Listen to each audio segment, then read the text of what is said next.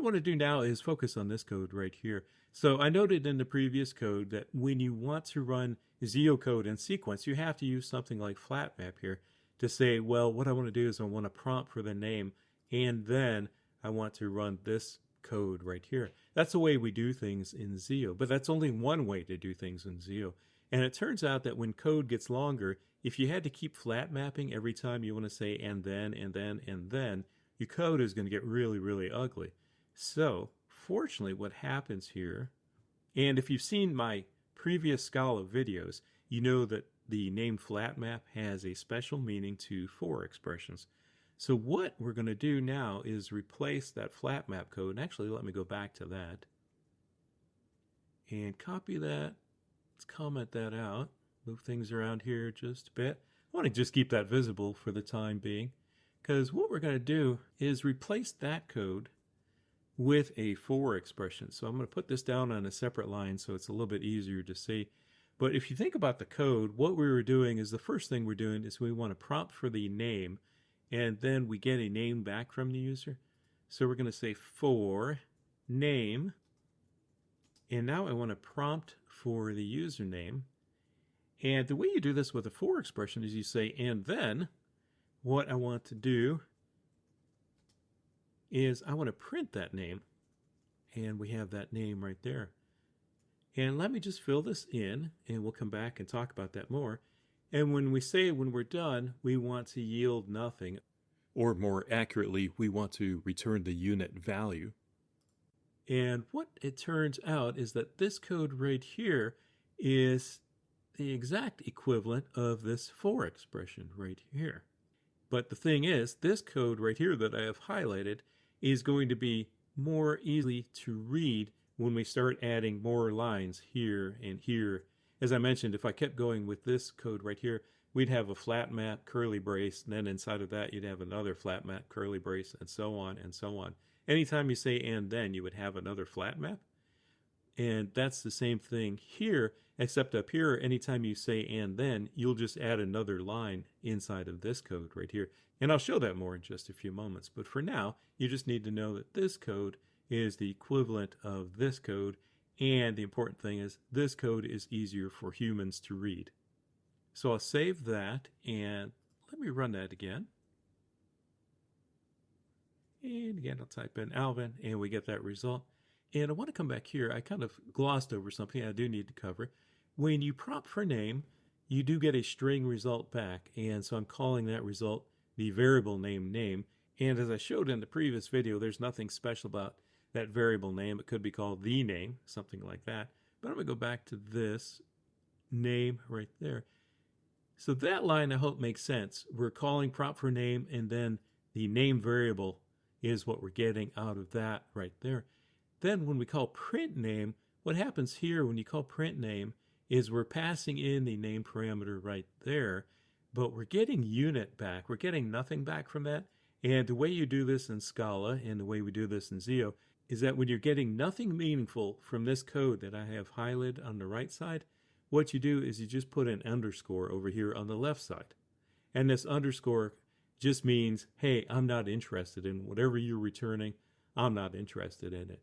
Actually, you could call it U for unit or something if you wanted to. And actually, I guess I do need to be clear here. If I called this unit or something like that right there, this would be misleading to other Scala and ZIO developers. They would look at that and go, oh, he's getting something back from print name. So then that would force them to look at the print name function and look at this return type and say, oh, he's getting unit there. And for some reason, he's assigning that to a variable name. Then they would say, oh, that's weird. Why is he doing that?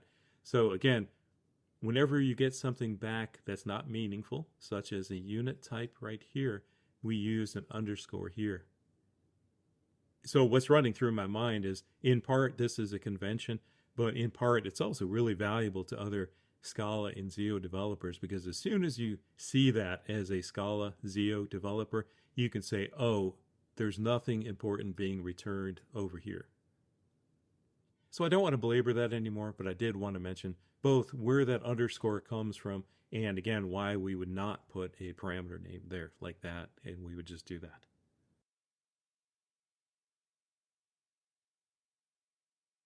And now the next thing I'd like to show is that when we're looking at type signatures like this, and this is a very standard type signature, it's going to get repeated a lot in your ZIO code. What happens is people get tired of seeing long type signatures like this, and it can be a little mind-numbing, really, when you think about it.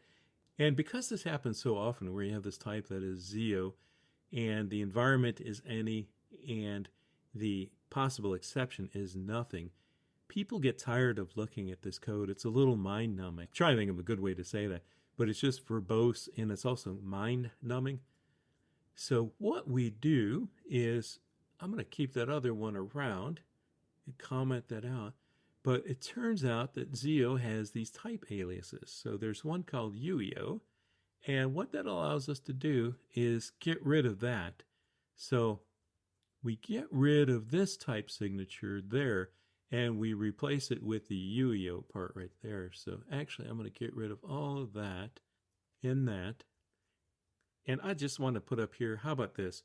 UIO of unit is the same as that signature right there. That's the comment I'd like to leave right there for right now. So again, what's going on here is that UIO right there is a type alias, and it is specifically a type alias. Actually, just let me bring this over right here. This is a little bit easier to read, I think.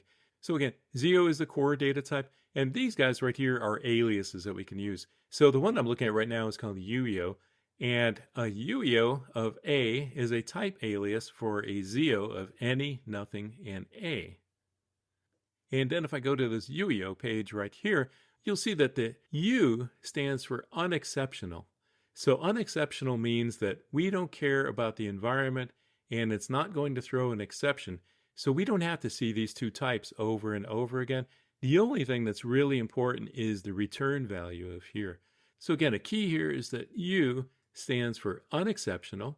Unexceptional means that there's nothing important about the environment, and it cannot return an error. So if you think of this code as being deleted right there, the only thing that's important is that A value right there.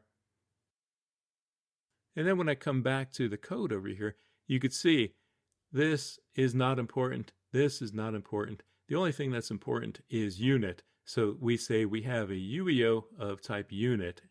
And once you get used to these aliases, this will make your code both shorter and easier to read, because people will look at that and go, oh, UIO, that's just an unexceptional thing. This part is unexceptional right here. The only thing important is the return type, which is unit.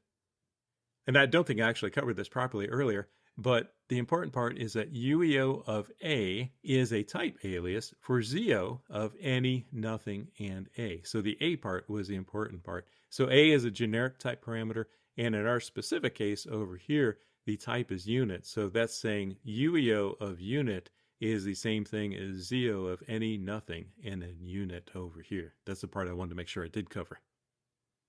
And there's these other type aliases down here. We'll talk about those more as we go along. But right now, I just want to focus on UIO, which is the unexceptional one. And now, just to show you that there's nothing up my sleeves, I will go ahead and run that again. Did I save that? Let's save that and come back here. And I'll say my name is UIO, and there we go. Actually, I wasn't going to cover this, but while I'm in the neighborhood, we can look at this signature over here and say, well, that's probably pretty common too, right? You have a ZIO of an any and a throwable, followed by something over here that's probably going to be unique, right? So let's do the same thing over here. And I want to say that, bear with me just a moment. Actually, let me just cut that out of there. I want to say that something of type string over here is going to equal this thing over here. So the key parts here is we're looking at any and throwable. And you might ask yourself, well, what does that mean to you? And what it means in the ZIO world is they decided to call this task. So we say that a task of string is going to be equal to this over here. So place all that right there. So this task type here can be used anytime you have a ZIO of any and throwable. So when we come over to the documentation here, we see that a task of A is a type alias for a ZIO of any, throwable, and then the type A right there. And then when I come over and look at the task page, again, you see task of A is type alias for that right there. So a task represents an effect that has no requirements and may fail with a throwable value or succeed with an A. And they show actually right here how that can be defined as a type, that type alias. So let me scoot that out of the way, put it over here. So as I paste that in over here, my question for you is, what name would you give this right here, knowing that you're trying to create an alias for something that has no environment requirements and can fail with a throwable? And then the A is the thing that's going to vary all the time, like the string right here. So what they did in the ZIO world was they called that a task. But what I'm thinking in my mind is you could call this, well, this could be a no env throwable, something like that. You know, that's another possible name you could use right there. We could call it something like no env with possible exception, and so on. So the point I'm trying to make again here is that these aliases could be named anything that's meaningful to you. You can create your own just like I've done right here. But what I'm trying to do here is say, well, how can you remember the name task? And one way I do that is when I haven't used ZIO for a while, I have a little cheat sheet and I just refer to it. Another way you could do it is if you had an IDE open, you can hover over that and you would see, oh, okay, a task is equivalent to this right there. Another way you can think about this is if you've used other environments. I'm trying to remember what I'm thinking about. I can't remember if it was Android or some other form of programming that I've done in the past, but they would call something a task.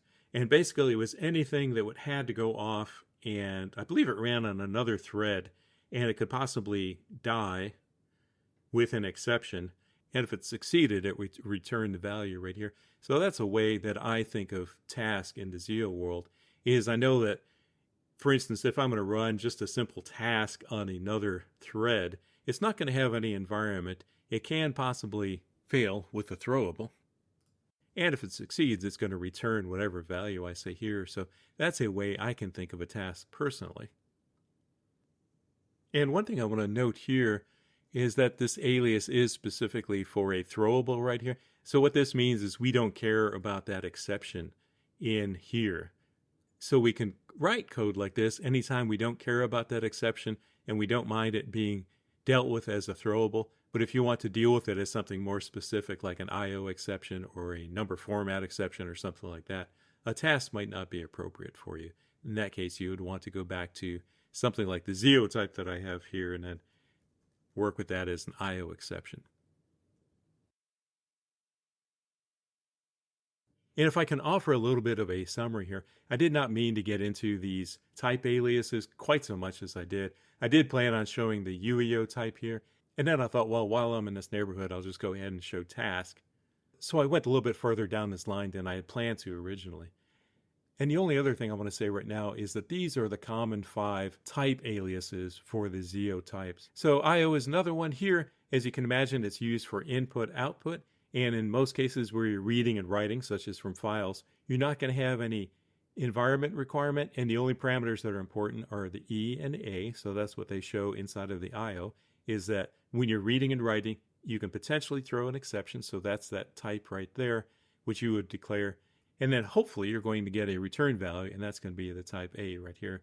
So in IO, if you're trying to read from a file, this one would probably be like an IO exception right here. If you're reading from a file, it might be a string right here, or it might be a list of string right there as that type. Then you have a couple of other types here, and I'll get into these more later in this video series. So if you want to just pause this and look at these right now, you can look at the UIO type and then the RIO type right here and see what those are. So I've already got much further into this than I planned to, so I'm going to stop at this point.